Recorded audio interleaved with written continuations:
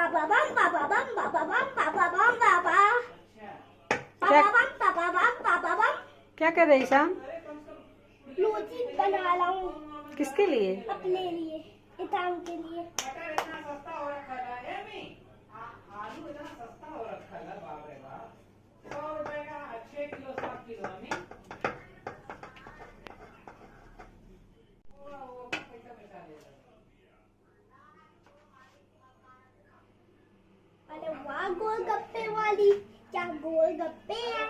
आलू इतना सस्ता है मटर इतना सस्ता है तो बचवे नहीं कर रहा है पनीर भी इतना चला रहा है।